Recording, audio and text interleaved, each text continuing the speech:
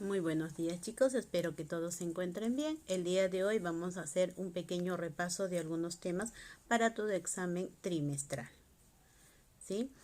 Los temas que de repente no llegamos a complementar, les pido por favor que repasen de su boletín. Entonces ahí vemos lo que es el lenguaje. Como nosotros sabemos que el lenguaje es la facultad o la capacidad que tiene todo ser humano para poder comunicarse, para que pueda expresar sus ideas, sus pensamientos, sus deseos, ¿no? Entonces, todo ser humano tiene esa capacidad de poder comunicarse y poder expresar esas ideas. En lo que es la lengua sería nuestro idioma, que vendría a ser el conjunto de signos y que están en nuestra mente, y esto va a ser concretizado a través del habla. Lo que es la lengua está determinado por un conjunto de personas de la comunidad, es decir, en una comunidad se habla una sola lengua o un idioma. En cuanto al habla, estamos hablando de una forma individual de hablar que tienen las personas, ya que va a haber una diferenciación, ¿no? En la forma que habla una mujer, a la que habla un hombre, o la que habla un niño, a la que habla un adulto. Luego tenemos, en este caso, el árbol genealógico, ¿no? Cuando nosotros hablamos de ese tema, pues estamos hablando de la familia lingüística, que es en sí una clasificación que se da a un conjunto de lenguas que mantienen características en común y que están vinculados a un mismo pasado histórico. Para determinar una familia lingüística, nosotros tenemos que ver dos diferentes formas de verificar, ¿no?, a qué tipo de familia pertenecen. Y para ello existe lo que es un método comparativo y lo que es el árbol genealógico, que justamente se está mostrando ahorita en la diapositiva.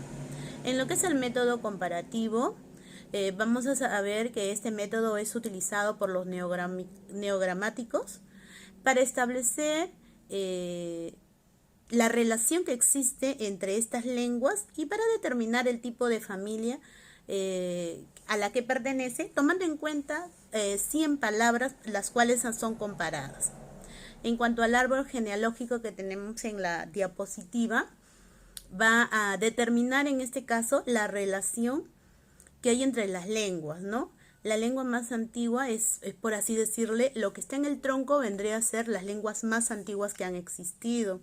Y las que están en la cúspide de este árbol, pues estamos hablando las ramificaciones por las cuales se ha determinado las siguientes lenguas, ¿no? Y nos van a determinar más o menos estas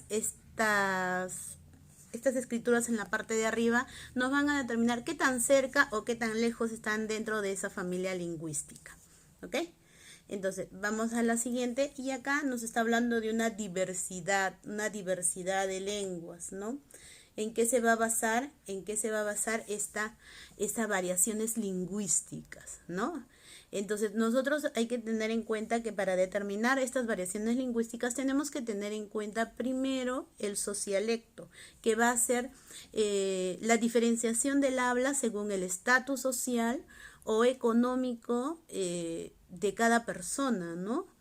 Y también vamos a tener que ver la diferenciación de la región en donde se encuentran las personas. A eso se le va a llamar dialecto.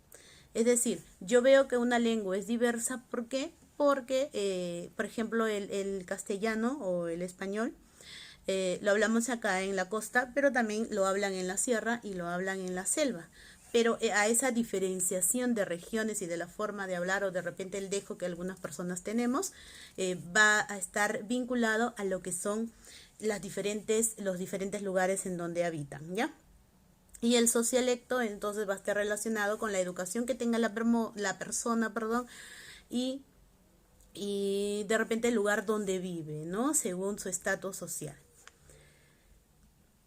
Hay que ver también lo que es la forma lingüística, el registro lingüístico de cada persona al hablar. Algunas personas utilizan una forma de hablar un poquito más erudita y otras personas un poquito más coloquial, ¿no?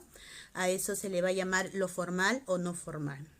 Entonces está dentro de lo que es lo coloquial, lo formal y en este caso hasta lo vulgar podríamos estar tomando en cuenta. Entonces las diferenciaciones pueden ser sintácticas, cuando hablamos de diferencias, formas de hablar para determinar un solo significado, las fonéticas que vienen a ser de sonido y las léxicas vendría a ser a la cantidad de palabras.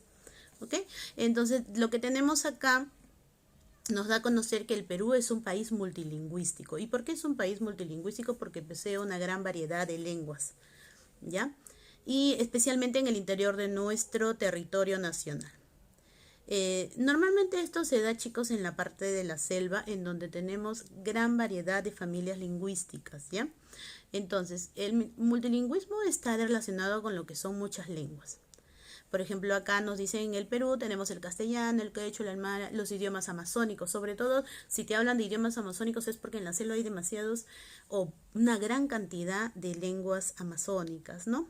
Entonces, hablamos acá nuevamente, nos determinan los conceptos de algunos términos que ya los hemos mencionado, y en especial acá el dialecto, que es lo que estamos viendo junto al socialecto, que vendría a ser la variedad regional de una lengua. Luego, chicos, acá vamos a recordar, ¿ya? ¿Dónde se habla el aguaruna? Pues vamos recordando que se habla en la selva, donde se habla el aymara, en el Ande, japonés en la costa, estamos hablando solo del Perú, el quechua en el Ande también, el shipibo en la selva, el chino en la costa, el ashaninka en la selva, el jagur en la costa y omagua en la selva, ¿ok? Y ahora vamos a recordar también, chicos, qué cosa es la semiótica, ¿no? Entonces nosotros entendemos la semiótica como el estudio de los signos, ¿no? Y acá nos hace recordar que el signo, pues, es ese medio por el cual nosotros nos vamos a comunicar, ¿no? Recordemos, si es que hablamos de signos, tenemos que hablar de iconos, tenemos que hablar de símbolos y de indicios, ¿no? Teniendo en cuenta que los símbolos van a ser una convención entre una comunidad, ¿ya? Entonces, esta convención quiere decir que las personas se ponen de acuerdo para determinar, por ejemplo, que la balanza va a representar, en este caso, la justicia. Es decir, van a determinar en la comunidad que el significado, que apenas yo vea una balanza, yo ya voy a dar o ya voy a entender que están hablando de la justicia. Y si yo veo una paloma, por ejemplo, voy a determinar mi significado, el significado que yo le puedo poner es que significa la paz, ¿no? En cuanto a los símbolos,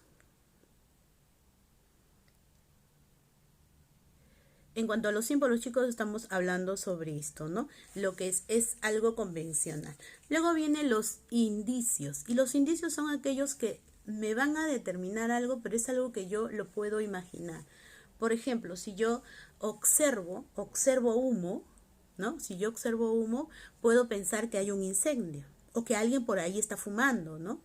Pero, ¿y qué pasaría si es que yo observo que una persona está con fiebre? Ah, entonces eso es indicio de que esa persona está enferma.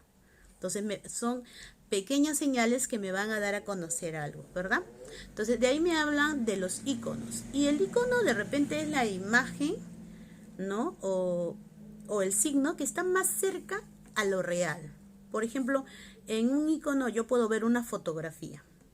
Y la fotografía es lo que puede estar más real a la persona. Por ejemplo, ustedes van a ver el video y van a ver mi imagen ahí, pero esa imagen en sí no soy yo, sino es una representación de mi persona. Entonces, a eso se le llama un icono, ¿no? Igual, si estuviesen viendo una foto, también sería un icono.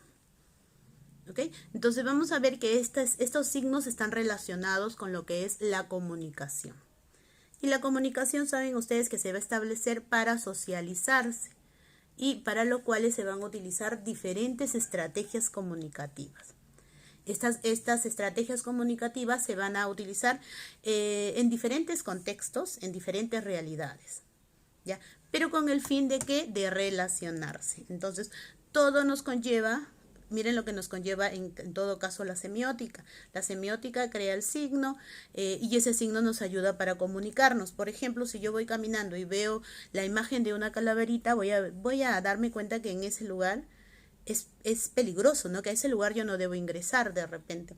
Entonces, todos estos símbolos están determinados por en este caso, símbolos naturales y símbolos artificiales, ¿no?